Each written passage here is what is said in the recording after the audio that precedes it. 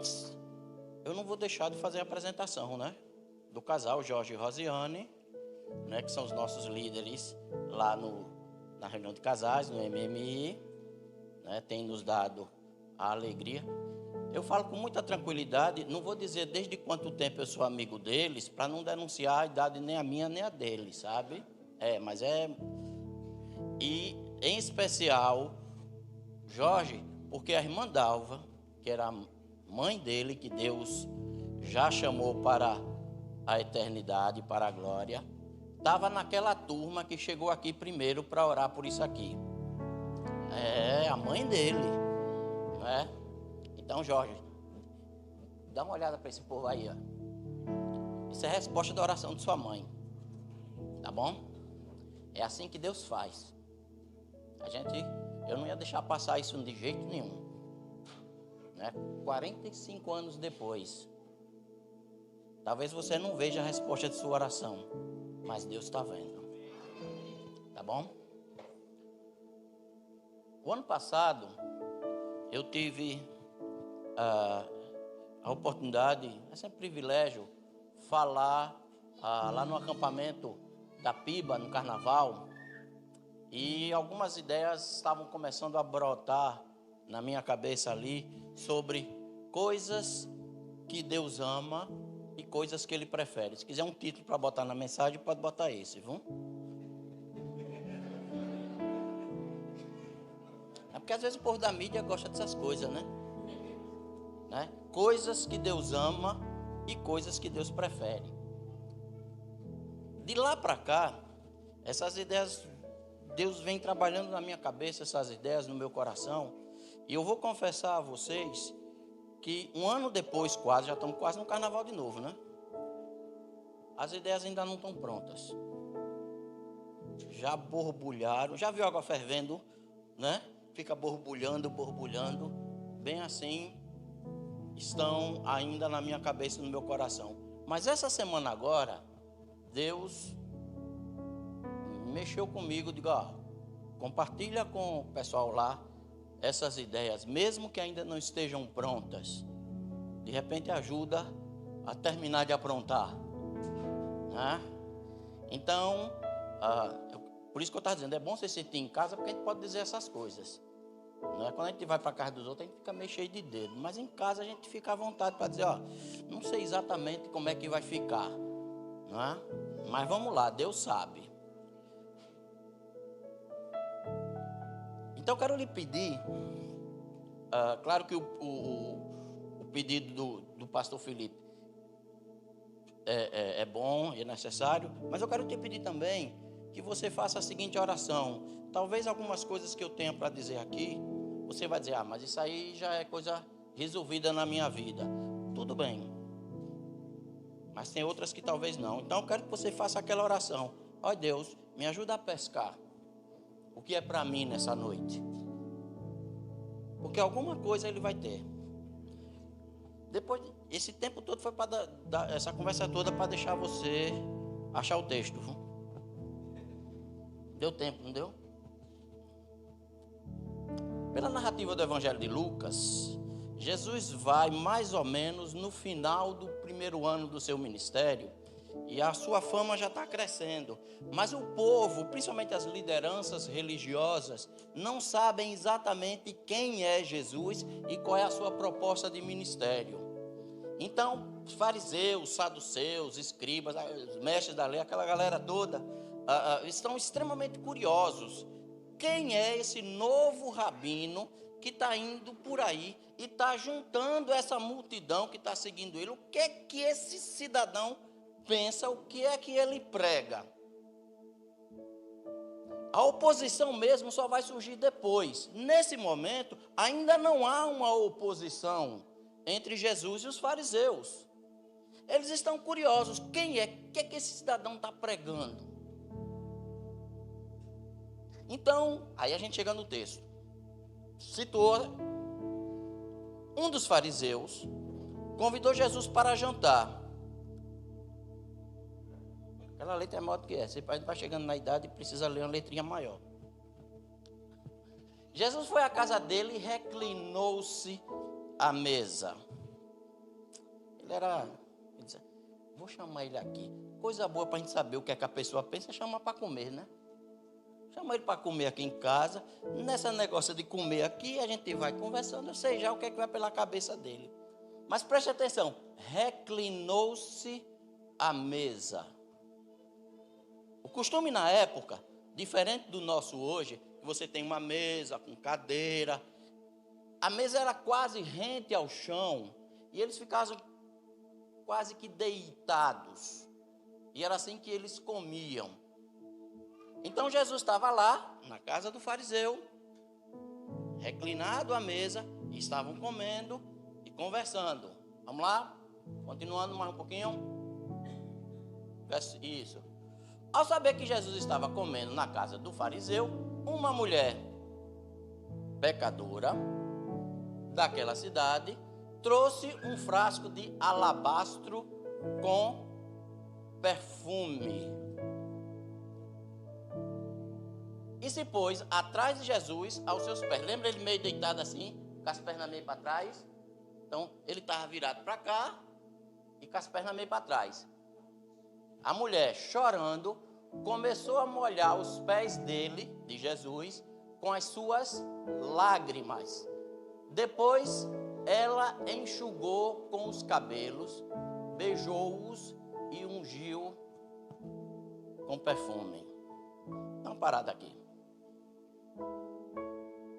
Mulheres, quanto tempo você gasta arrumando seus cabelos? Isso não é novidade não. Naquela época, cabelo de mulher sempre foi motivo de cuidado. Agora você imagine que essa mulher enxugava os pés de Jesus com seus próprios cabelos. Tem noção do que é isso? Esse povo que está assim, já quase como eu, vai perdendo essa noção, né? Ele fica rindo, e um dia você vai junto comigo também. Olha, né? Mas com certeza ela aí do seu lado, quando fala enxugou, ela já imaginou a cena. Não foi não? Sabe o que é? Ela enxugar com os próprios cabelos aquilo que é precioso para ela, que ela gasta tempo escovando e que é motivo para ela se sentir mais mulher. Ela enxugou os pés de Jesus, beijou os pés de Jesus e ungiu com perfume. Vamos para frente. Ao ver isso, o fariseu que o havia convidado disse a si mesmo, não falou nada, pensou. Lembra que ele estava avaliando Jesus? Para que foi que ele chamou? Ele disse, eu quero saber quem é que esse... Aí ele disse, é a oportunidade que eu preciso para saber agora quem é esse cidadão.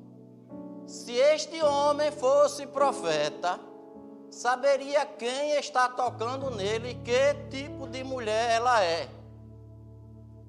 Resumido, uma pecadora. Tudo que aquele homem conseguia ver naquela mulher é que ela era uma pecadora.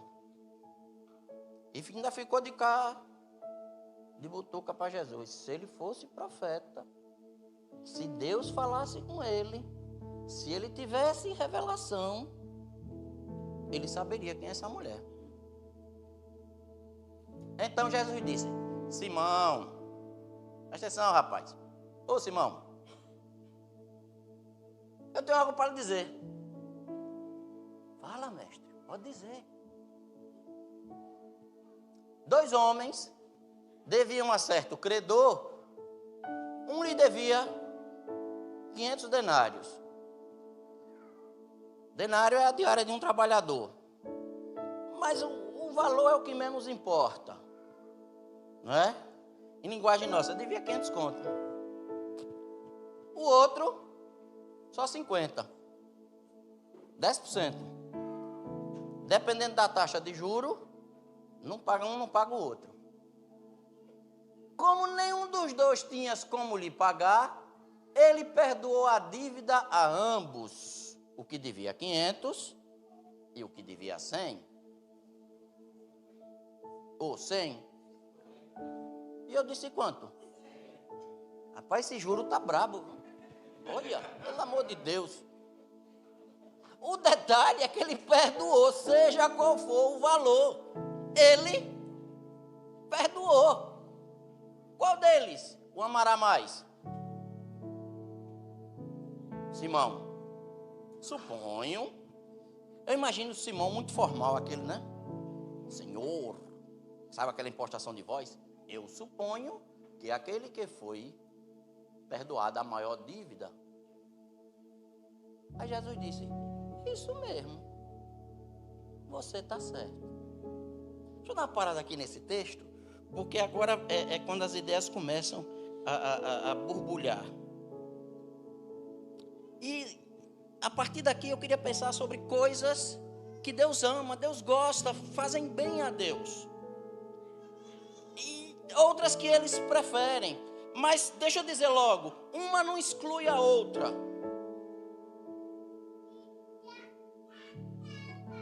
A primeira coisa é que Jesus, que é Deus, gosta da intimidade. Gosta de conversar com as pessoas. Ele recebeu um convite e foi para a casa de Simão, do fariseu. E Jesus, com certeza, sabia que ali era um teste. Mas não tem problema. Ele gosta de conversar com as pessoas. Jesus gosta de intimidade. E a gente vai começar a voltar lá para o começo da história humana. No capítulo 3, é claro que a narrativa já é a partir do episódio do pecado, mas dá um flashback que nos mostra como era a coisa antes.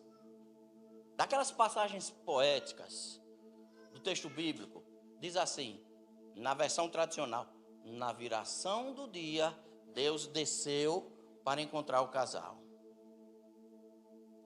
Lá no original é aquela expressão gostosa. Sabe aquele momento, depois de um dia de calor, quando sopra aquele vento gostoso do final da tarde? É exatamente isso. Deus veio ao encontro do casal. Sabe por quê?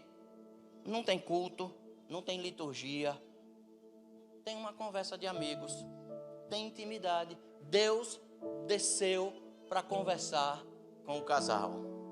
E eu fico imaginando Deus conversando com o casal dia após dia no paraíso. Não tinha estresse porque estava no paraíso, não tinha preocupação porque estava no paraíso, mas eram amigos conversando.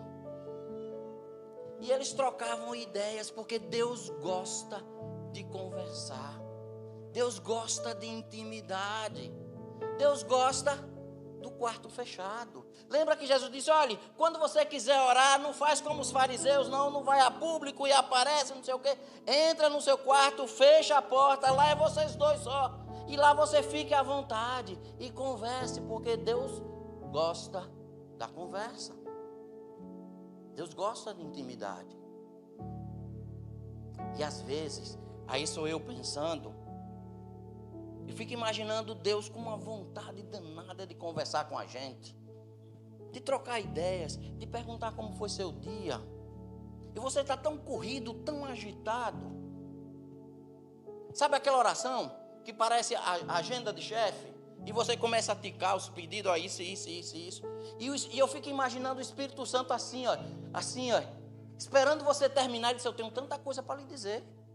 E quando você diz, boa noite, Jesus, já vou dormir. E o Espírito Santo fica, peraí, Deus gosta de intimidade. Deus ama estar conosco lá no quarto fechado.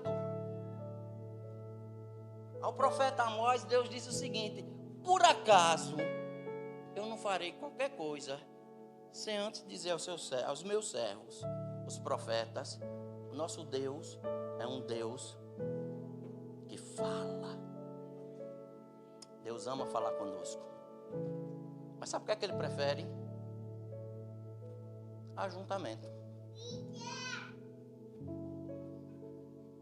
É porque da boca das crianças é que sai o perfeito louvor. Ele ainda bota o nome de Baruque, que significa abençoado. E onde eu achei Baruque? Estou todo atrapalhado. As ideias estão em ebulição. Olha, profecia, meu filho. Pronto, ele já disse que é o próximo. Não fui eu, não. Vamos para frente. Vamos voltar aqui. Deus gosta de ajuntamento. Quando a igreja está reunida, foi Jesus que fundou a igreja. Deus prefere o povo junto. É claro, uma coisa não exclui a outra. Vou dizer e vou insistir. A intimidade é necessária, é boa, é válida, é espiritualmente saudável. Mas Deus prefere o povo reunido. Deus prefere o povo junto. Deus gosta desse negócio chamado igreja. Essa semana eu vinha conversando com ela no carro e estava lembrando de um professor meu que dizia assim: igreja é aquela coisa que tem tudo para dar errado, mas porque foi fundado por Jesus dá certo. Se você pensar bem, diga um negócio que tem tudo para dar errado, é a igreja, porque é gente complicada, é gente encrenqueira, é gente com... Oi, e dá certo. Por que dá certo? Porque Deus prefere a gente junto. Às vezes se estranha e a gente chama de irmão, e isso é bom, porque irmão, você não escolhe. Você escolhe amigo. Irmão você não escolhe. Ele é seu irmão porque é filho do seu pai, mas sua mãe. Na igreja é assim, você não escolhe os membros da igreja. É seus irmãos. Tem uns que quiserem dizer: ô Deus, mas para que esse? Ah, vocês estão rindo porque você já lembrou de um que você diz. Mas, ô Jesus, esse daqui é filho do seu pai e de sua mãe. É seu irmão em Cristo. Nós somos uma família. Deus gosta dos seus filhos, dos seus servos juntos. Deus prefere a gente junto, mesmo se arranhando aos poucos, mesmo não dando muito certo. Mas esse é o momento, esse é o lugar onde Deus diz: e eu estou gostando desse negócio. E não precisa você sentir nada especial ou diferenciado, porque você precisa só de fé para entender que Deus prefere esse negócio de ajuntamento. Porque Ele disse: olha, onde tiver 2 ou 3, e aí já vai ajuntamento, não é quarto fechado, não é você sozinho. Onde tiver 2 ou 3 reunidos em meu nome, eu vou estar lá no meio dele. E se no meio do ajuntamento você sentir a presença de Deus, glória a Deus, que bom. Ele está presente. Mas se você não sentir a presença de Deus no ajuntamento, Ele está presente do mesmo jeito. Porque Ele não precisa da sua fé. Ele prefere a gente junto, trabalhando junto. Quando o povo de Israel atravessou o Rio Jordão, liderado por Josué, e eles estavam diante de Jericó à frente, e Josué, na intimidade, encontra um general, comandante do exército de Deus. Ali é um momento da intimidade, e Deus gosta disso. Eu disse: olha, você vai conquistar Jericó, agora volta lá e santifica o povo, porque amanhã o Senhor fará maravilha no meio desse povo. Mas para conquistar Jericó tem que ter ajuntamento.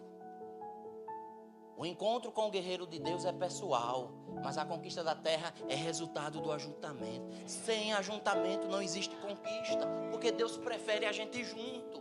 Deus quer que a gente se junte e trabalhe no mesmo objetivo, e que se santifique junto, e que dê a mão, e que um chame o outro: olha, nós vamos lá. E aqui a gente está, e às vezes um escorrega e o outro sustenta, porque é assim que Deus prefere. Quando a nova geração chegar, e já está chegando aí, e for dizer para o seu filho que houve um tempo em que a gente ficou trancado dentro de casa por causa da pandemia, essa história todo mundo conhece, porque vocês viveram isso. Essa geração nova vai dizer: mas como é que foi isso mesmo? Não é? A gente passou 3 anos trancado dentro de casa.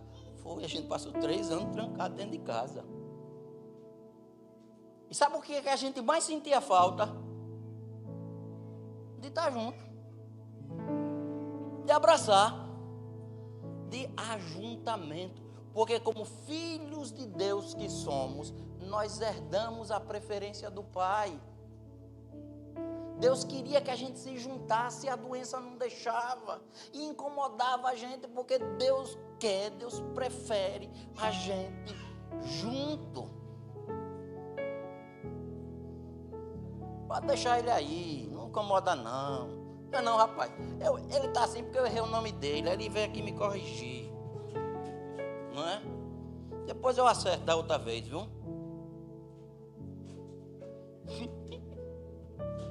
Deus gosta de intimidade, do quarto fechado. Mas é preciso ir além. É preciso ir mais um pouco. É preciso ter comunidade, é preciso ter ajuntamento.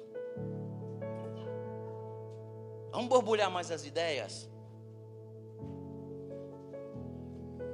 Às vezes, nós conseguimos perceber claramente, no meio do ajuntamento, uma manifestação poderosa e sobrenatural de Deus. Deus gosta do que a gente chama de sobrenatural. É claro que, por uma definição puramente teórica, sobrenatural é a nossa percepção. Porque sobrenatural é o que extrapola o natural. Não é? Como definição de milagre, o que é milagre? É aquilo que quebra as leis da natureza. Não é? Quer ver um exemplo? Você vai entender fácil. Qual é a lei da natureza? Você pisa na água e você afunda. Jesus pisa na água e caminha sobre as águas. É milagre. Por que é milagre? Porque quebrou uma lei natural. Deus gosta dessas coisas. E quando o povo se reúne, ele gosta de se manifestar e fazer o sobrenatural acontecer. Né? E nós vivemos experiências maravilhosas, fenomenais, quando a igreja reunida.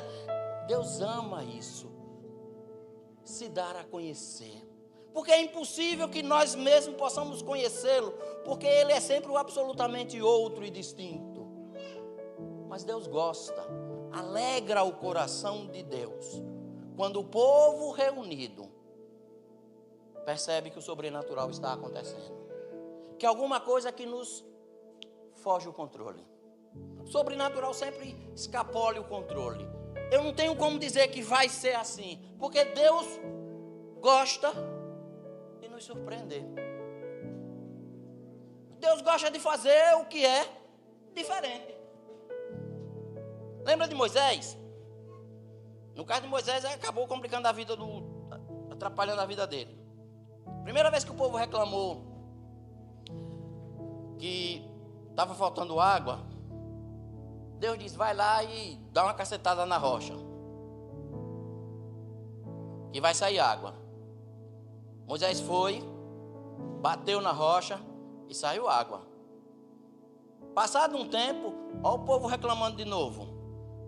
Deus disse: vai lá agora, olha a rocha de novo. Aí Moisés disse: já sei, bate-lhe na rocha. Deus disse: agora é para falar, não é para bater não.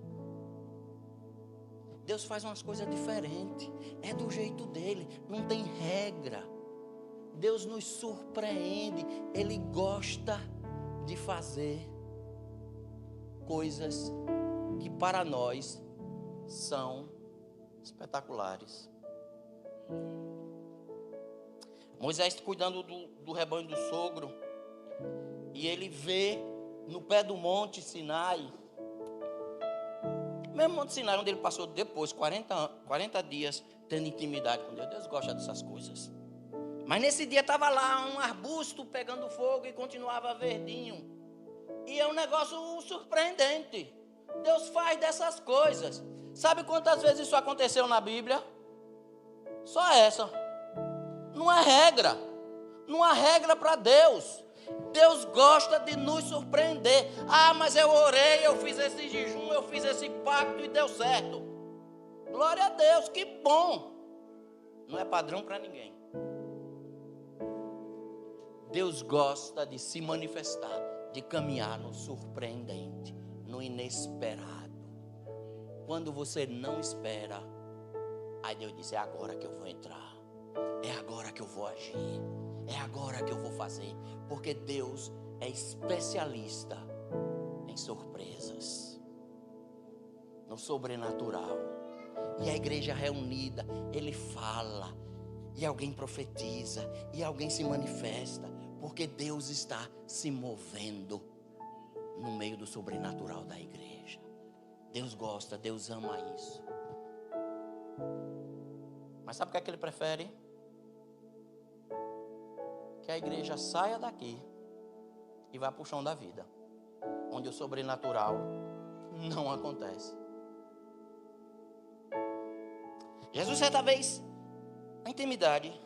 Se tinha alguém que não precisava de ter intimidade, de orar toda a madrugada, era Jesus, porque ele já é Deus. Mas ele ia porque ele gosta dessas coisas. E dessa vez ele chamou, olha, ele gosta do ajuntamento, né? Chamou a turma. Pessoal, vamos lá em cima que hoje à noite vai ser surpreendente, vai ser tremendo. Aí subiram tudo no monte. Chega lá, está Jesus, Pedro, Tiago, João, e vê Jesus conversando com Moisés, com Elias, e é surpreendente. É a única vez na Bíblia que você vê esse tipo de coisa. Deus gosta disso aí. E Pedrão, Jesus, agora tá bom aqui, Jesus. Vamos ficar por aqui mesmo? Olha, eu faço 3 tendas, uma para ti, uma para Moisés, uma para Elias. Eu fico no sereno, não tem problema, mas me deixa aqui. Me deixa na presença, me deixa desfrutar desse problema, ou dessa situação. O problema é o que vem depois. Jesus disse, espera aí, eu gosto disso aqui, tá bom, mas sabe por que eu prefiro descer para cuidar de um menino endemoniado lá no chão? Vamos descer do monte, vamos botar o pé no chão, vamos entender que a vida acontece, e é lá que as coisas que eu quero que a igreja esteja. Deus prefere uma igreja lá fora. É bom aqui dentro, é bom sentir a manifestação de Deus, nos alimenta a alma, alimenta. Deus gosta, Deus ama isso aqui, mas Ele prefere a gente lá fora, cuidando de quem precisa, atendendo às necessidades do povo com o pé no chão, criando poeira e calo enquanto caminha atrás dos necessitados. Jesus disse para os discípulos, olha, é bom demais estar aqui, mas a gente precisa descer o monte, porque é lá embaixo onde eu prefiro estar. E claro que o melhor e mais forte exemplo é o próprio Jesus, que é Deus sentado em glória, com os anjos lhe servindo, com tudo isso, e Ele faz o seguinte plano: na eternidade, eu vou abrir mão disso tudo, vou nascer de uma mulher, parto normal, viu? Não existia outra metodologia na época, igual todo mundo, sem milagre nenhum. O parto de Jesus, o milagre é a concepção, o parto foi normal. E eu vou ser criado como uma criança normal. E quando, para iniciar o meu ministério, eu vou ao encontro de João o Batista e vou ser batizado igual a todo mundo. Não tem nada de excepcional nisso aí. Depois tem a manifestação e tal. E João vai dizer que o verbo que é eterno, a palavra eterna, se fez carne, se fez gente e habitou entre nós. Literalmente estabeleceu a sua residência no meio do povo. E nós vimos a sua glória, uma glória do unigênito do Pai, cheio de graça e de verdade. Jesus andou com o pé no chão, Jesus andou no meio do povo, de gente que não merecia, mas que precisava. E aqui é necessidade da graça que não tem explicação. O mesmo Jesus que curou leprosos que ninguém tocava, foi à casa do fariseu, ou de Zaqueu, que era gente que não merecia, mas precisava da graça, porque Deus prefere caminhar entre os desvalidos, entre os coitados, entre aqueles que não têm nada para oferecer. Ele prefere a companhia dos coitados. Sabe o que mais? Para você caminhar entre os coitados da vida, entre os necessitados, você precisa de muita ousadia. Sabe o que é que Deus ama também, em terceiro lugar? Deus ama gente ousada, abusada. Deus gosta de gente assim. Às vezes a gente pensa que Deus se incomoda com gente abusada. Você não vai encontrar na Bíblia nenhum local, nenhum momento, Deus se incomodando com gente abusada. Pode começar lá no Antigo Testamento. Jacó, cabo atrapalhado na vida, depois de um monte de coisa errada, ele desce o vale do Rio Jaboque e encontra o homem de Deus. Diga um cabo abusado, é Jacó. O homem de Deus disse: vou-me embora. Vai não. Vou-me embora, vai não. Só vou depois de você me abençoar. E diga que saíram no tapa os dois. Larga, não larga, vou, não vou. Diga um cabo abusado, é Jacó. Deus gosta desse povo assim. Senhor, nós vamos se atracar aqui, no quarto fechado. Só sai daqui depois que eu tiver resposta. Só sai daqui depois que tu me abençoares. O negócio agora nós vamos pegar aqui. Deus gosta dessa gente abusada. Deus gosta de quem o desafia. Pedro, lembra de Pedro? Eu gosto de Pedro. Vou citar ele um bocado de vez hoje. De noite, no breu, tem uma tempestade no lago. Jesus está lá na intimidade, em cima do monte orando. Sabe que Jesus prefere é descer para ir para o meio da tempestade. Tem gente precisando, então eu vou lá. A intimidade é boa, mas a necessidade é preferível. É assim que Deus faz. E ele desce do monte e vem caminhando. E vem no meio do breu da noite, chuva, vento, tal, não sei o quê. Além de tudo, ele diz: vou morrer, vou morrer, vou morrer. E ainda vem um fantasma de lá para cá no meio caminhando. Jesus: calma, rapaz. Isso porque sou eu que estou dizendo. Naquela hora acho que não foi assim tão calmo, não. É porque eu não grito, né? Sou eu. Pedro: se és tu mesmo, diga para eu descer da água e caminhar. Diga um cabosado: Pedro, você está duvidando de mim, rapaz, da minha palavra? Eu não disse que sou eu. Você não vai acreditar não, é? Foi assim que Jesus disse? Não. Você é ousado, você é abusado, então desce e vem. Deus gosta desse povo assim. No caso de Pedro, na hora que ele desce, que besteira foi que eu fiz? Porque Pedro era aquele primeiro age e depois pensa, né? Você conhece uns 2 ou 3 assim, que primeiro, pá! Peraí, no que foi que eu me meti? E agora? E ele começa a afundar. E Jesus não dá uma bronca nele. Jesus estica a mão e diz: vem cá, filho. Vem cá. E os dois entram no barco. Quando Jesus vai caminhando para a casa de Jairo para curar, a essa altura já estava morta a menina, né? E ele haveria de ressuscitar a filha de Jairo. No meio da multidão, aparece uma mulher que por 12 anos ela lutava contra uma hemorragia que não parava. E ela faz a seguinte conta: diga uma mulher abusada. Ela quebra todos os paradigmas, todas as leis, todas as regras de etiqueta, ela quebra tudo. Ela disse: eu vou lá. Se eu topar na veste dele, eu vou ser curada. E ela passa no meio da multidão. Até pela explicação dos discípulos, você imagine quanta cotovelada e quanto pisão essa mulher, depois de 12 anos de hemorragia, ainda tomou para chegar lá. Mas ela disse: eu vou. Ninguém vai me segurar não, eu vou. Eu vou. Sai daqui, mulher. Eu vou. Chegou uma hora que ela topa na veste de Jesus. E Jesus disse: epa, parou. Alguém me tocou. Os discípulos olham para Jesus e dizem: está de brincadeira, né, Jesus? Fala sério. Né? Só de cutucão eu já tomei um bocado aqui. Tá todo mundo se apegando aqui. Você de que você me tocou? Oxe, que conversa é essa? Ah, peraí. Esse foi diferente. Jesus gosta de gente ousada.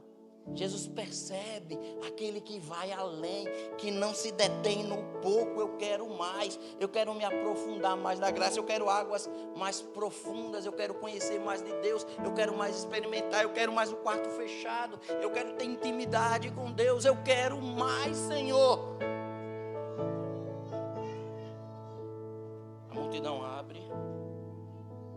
Eu fico imaginando a mulher toda envergonhada, olhando para Jesus, e deve ter imaginado assim: eu vou tomar uma bronca porque eu quebrei todos os protocolos. Fui eu. Jesus gostou disso aí. Deus gosta de gente ousada. Mas sabe o que é que Ele prefere? Gente quebrantada. Na hora que ela diz, sou eu, Senhor, ela se quebra e diz, olha, eu não merecia estar aqui. Esse não é o meu lugar.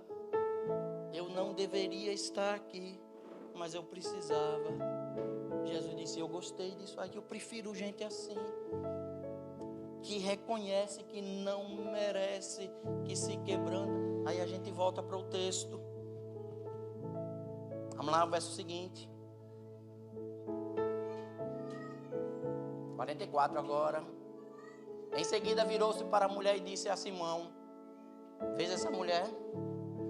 Entrei na sua casa, mas você não me deu água para lavar os pés. Ela, porém, molhou os meus pés com lágrimas e os enxugou aos cabelos. Jesus percebeu, viu? Estava de costa, mas percebeu. Você não me saudou com um beijo, mas essa mulher, desde que entrei aqui, não parou de me beijar. Não é um beijo no rosto, na testa, na mão. Sabe quem é que beija o pé? Quem está com a testa no chão.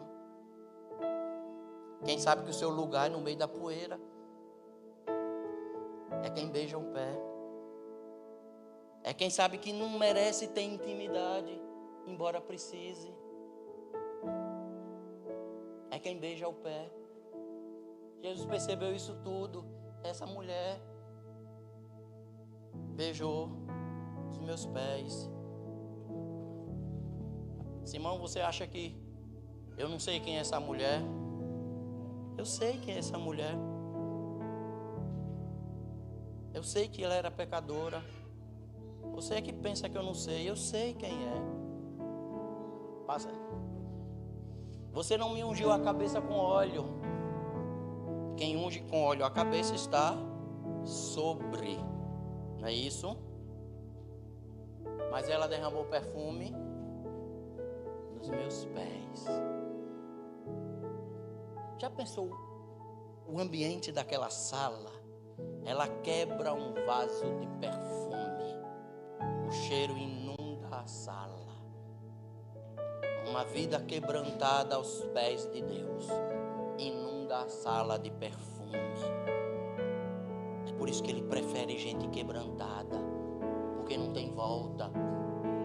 Vaso quebrado não se emenda. Vaso quebrado se vai. É por isso que Ele prefere gente quebrantada. Ele gosta dos afoitos, mas Ele prefere os quebrantados. Para frente. Por isso digo a você, ela amou muito, porque os seus pecados lhe foram perdoados. Eu sei, Simão, que ela era uma pecadora, mas eu sei também que os seus pecados foram perdoados. E ela sabe disso. E ela está quebrada aqui em espírito de gratidão. E eu prefiro gente assim. Eu prefiro gente que se quebra, que se dobra, que se humilha, que se rebaixa, que chega e diz, olha, eu não mereço, eu não deveria estar aqui. Mas aquele que pouco foi perdoado. Simão, você se acha dono da verdade, né, Simão? Você vai ganhar pouca coisa. Você quer ganhar muito? Se quebre. Se dobre. Bota a testa no chão. Veja a poeira levantar no meio de um povo que precisa. Saiba que você é parte desse povo que precisa. Meus queridos, como eu disse, essas ideias elas não são conflitantes entre si. Crer em intimidade com Deus não pode excluir o ajuntamento. Mas um ajuntamento é um passo à frente. E o desafio que eu faço a você nessa noite é que você não ouse ficar só onde Deus quer. Vá além. Deus ama a sua intimidade e Ele vai valorizar você muito por isso. Mas queira mais. Queira águas mais profundas. Queira o ajuntamento santo do povo. Queira mais. Deus ama gente ousada que vai, que desce, que fala, que peita Deus. Mas Ele gosta de quem se quebra.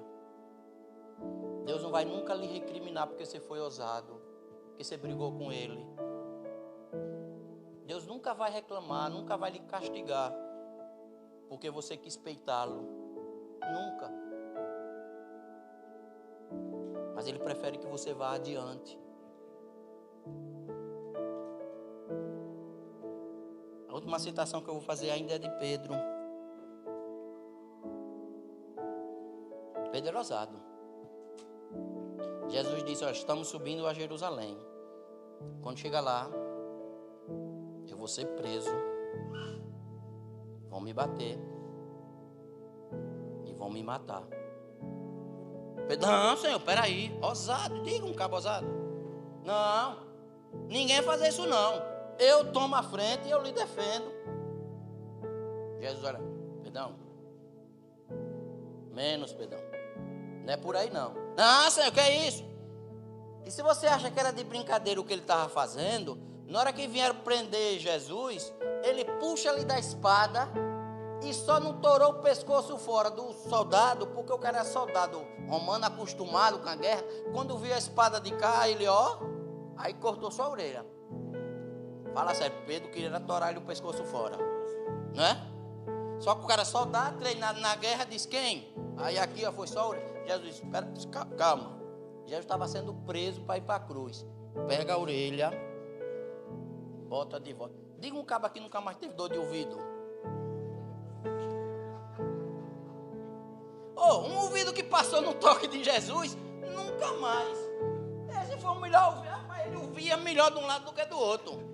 Claro, quando Jesus bota a mão é assim. Não é assim? Passa tudo. Na crucificação, nem lá ele estava.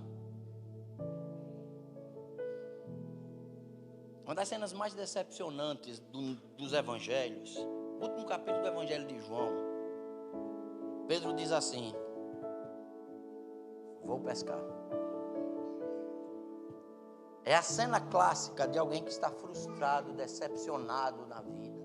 Eu fui tão ousado, eu fui um crente tão bom, eu estava lá, eu vi tudo. Mas foi, acabou. Daquele fogo, só restaram as cinzas. Mas quando ele está lá no meio do mar, João olha assim e disse: olha para a praia, é Jesus lá. É uma cena curiosa. O texto diz que Pedro estava enrolado num lençol, ele larga o lençol e vem nadando nu. E ele vem, e essa distância, ele chega de junto de Jesus mais uma vez. Ele fica pensando assim: é agora a hora que Jesus vai me dar a regulada. Ele vai brigar comigo agora. Por quê? Tem peixe lá? Tem, traga. Só que o texto diz que já tinha peixe assado. Jesus disse, olha, eu tenho peixe para você, mas eu quero que você traga o seu. Por quê? Porque eu gosto do ajuntamento, eu gosto de comer. Eu quero lhe dar e quero que você me dê também, que a gente viva junto. Porque o meu peixe junto com o seu peixe, a gente faz aqui um churrasco. Juntos. Pedro, você me ama? Sim, Senhor, claro. Sim, Senhor. E Jesus fica calado, mexendo ali na brasa, comendo um pedacinho de peixe. Aquele silêncio tétrico. Pedro, você me ama, Pedro? Sim, Senhor. Cuide das minhas ovelhas. E de novo um silêncio. Jesus mexe na brasa, pedaço de peixe, todo mundo olhando. Ali é um ajuntamento. Pedro, você me ama? O Evangelho de João vai dizer que nessa hora Pedro se desmonta, se quebra. É uma coisa que explode de dentro para fora e que ele não se controla. E nessa hora eu consigo imaginar Pedro chorando e soluçando. Sabe aquele que você não consegue se segurar e Pedro está desmontado. Senhor, tu sabe todas as coisas. Tu sabe que eu não sou quem eu deveria ser. Eu fui tão ousado. Eu fui. Mas acabou. O que é que eu faço agora, Senhor? Eu não sou ninguém, eu não mereço. E agora você está me dando esse ministério, está me dando essa responsabilidade. Quem sou eu, Senhor? Só que você se quebrasse. Era só o que eu queria. Porque é isso que eu prefiro. Eu prefiro um servo quebrado do que um arrogante. A maneira como Paulo, aí você não está nem no planejamento, mas me veio a cabeça agora e vai. A maneira como Lucas narra a conversão de Saulo é muito histórica, técnica. Ele ia para Damasco, caiu uma luz, tal, não sei o quê. Mas a maneira como o próprio Paulo narra, escrevendo aos Gálatas, é de uma força. Do mesmo jeito, eu era o melhor da minha geração, bom em tudo, fariseu de fariseu, mas tudo aquilo que eu considerava válido, chegou um momento que eu considerei, e Paulo usa uma palavra pesadíssima, esterco. Sabe o que é isso? Um homem que se quebrou por dentro. Não foi só uma queda, foi um desmonte. Quem levanta dali agora é um homem cego, que precisa de alguém que lhe leve segurando pela mão, que lhe diga o que fazer. E Deus olha para ele e diz: é agora que eu vou lhe usar. Deus ama a intimidade. Deus ama o sobrenatural, as manifestações de glória. Deus ama o crente ousado, que busca. Mas Ele prefere o crente quebrado. Eu queria que você fechasse seus olhos agora, abaixasse suas cabeças.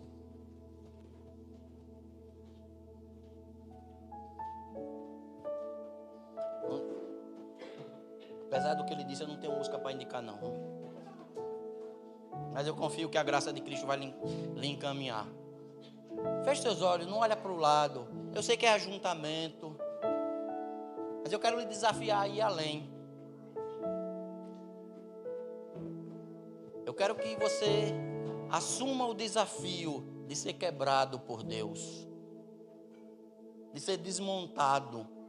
Todas as suas verdades, todas as suas certezas, todas as suas convicções vão ser pisadas no chão da vida. Deus vai lhe desmontar. Só assim Ele vai poder lhe usar. Deus gosta do sobrenatural, mas prefere crente quebrado. Peça a Deus aí agora: Senhor, eu sei que está bom na tua presença, mas eu quero mais. Eu vou ser ousado de pedir para me quebrar.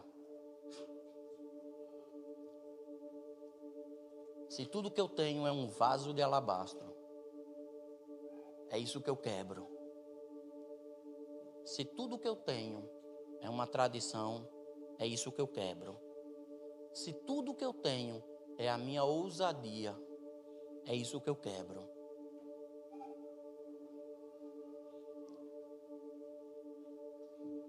Clame a Deus agora, igreja. Peça a Deus para ir além. Não fique no bom. Vá para o melhor. E volto a dizer, não é que o bom Deus vai rejeitar, Deus não vai brigar com você, Deus não vai lhe repreender, Deus não vai lhe menosprezar por isso. Você vai continuar um filho amado. Mas quem muito é perdoado, esse é muito amado.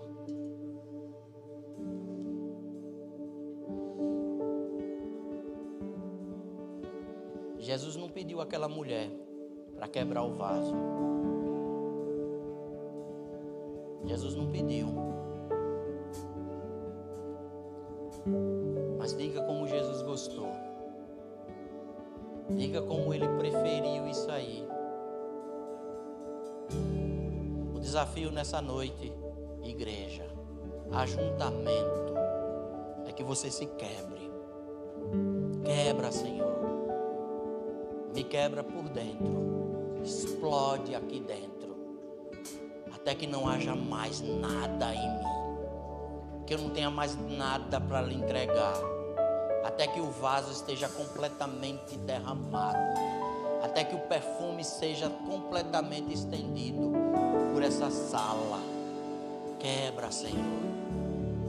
Me destrói.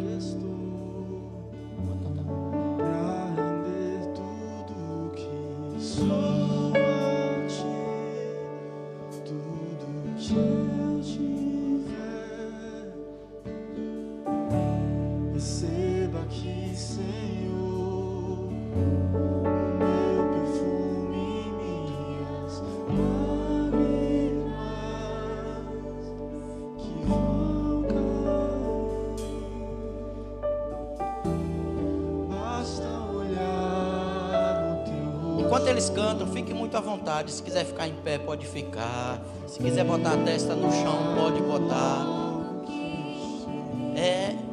É a sua intimidade. Aqui ninguém julga ninguém. Se quiser levantar as mãos, levante. Se quiser chorar, chore. Se quebre diante de Deus agora. Deixe Ele agir na sua vida.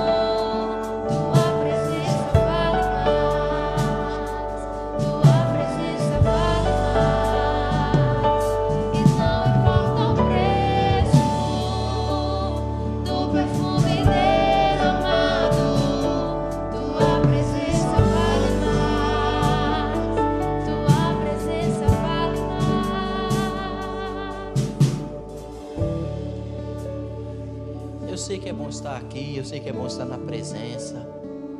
Isso é bom, Deus gosta disso. Deus gosta do ajuntamento. E eu posso lhe dizer com toda convicção, se os seus ouvidos espirituais estiverem bem abertos, tenho certeza que você ouviu a pegada, os passos do Espírito de Deus caminhando no meio do povo, porque Deus gosta do ajuntamento. É como os discípulos lá no alto do monte, contemplando Jesus. Mas chega uma hora que Jesus disse: tem que descer, meu filho. Você vai para casa. Amanhã você vai se levantar, vai trabalhar, vai estudar, vai viver a sua vida normal. Não vai ter milagre acontecendo. Não vai ter nada de sobrenatural acontecendo. E Deus está lhe dizendo nessa noite: eu prefiro assim, que você consiga me enxergar no meio do cotidiano. Deus está lhe dizendo: eu prefiro que você me perceba naquela flor que de manhã vai estar aberta e meio-dia vai estar fechada, porque Deus cuida de você mais do que aquela flor, e não vai ter milagre nenhum. Deus prefere assim. Eu sei que é bom ficar aqui. Algumas lágrimas rolaram e com certeza Deus as recolheu. Lá no Apocalipse, nós somos apresentados a uma taça de incenso. Sabe o que tem nessa taça? As suas orações. Elas subiram ao céu agora e foram recolhidas e colocadas diante do trono da graça. Mas Jesus está lhe dizendo: filho, filha, amanhã não tem nada disso, mas o seu desafio é perceber que mesmo sem isso tudo, eu vou estar lá com você. Mesmo que você não perceba, mas eu prefiro assim, porque você pode me ver toda hora. Fique em pé, igreja.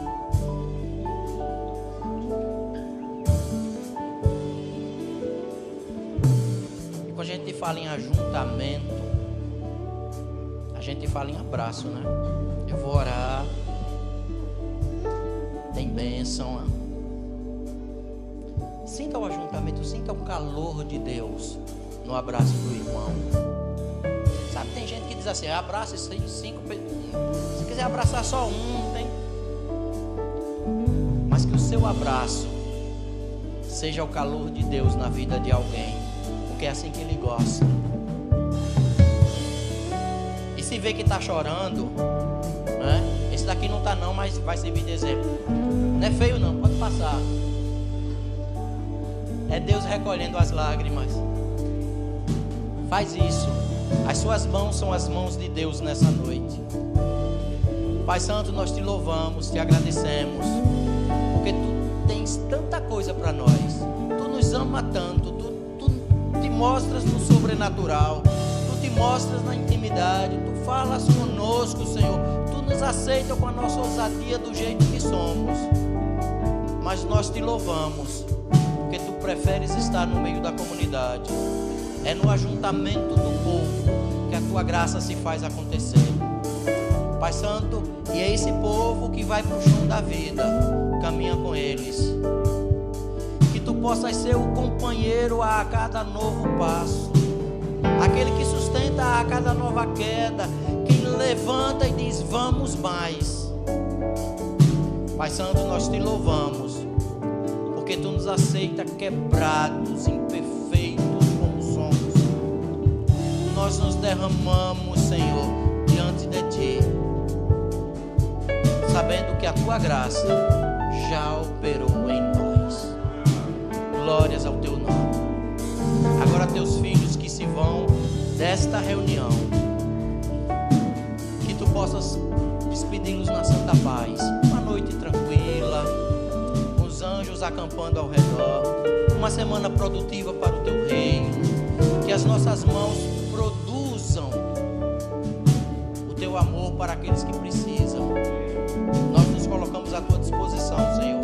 Usa-nos para o teu bom propósito. E que o amor de Deus, o Pai, a graça do Filho, Jesus Cristo, e a comunhão do Espírito Santo repouse sobre a tua igreja agora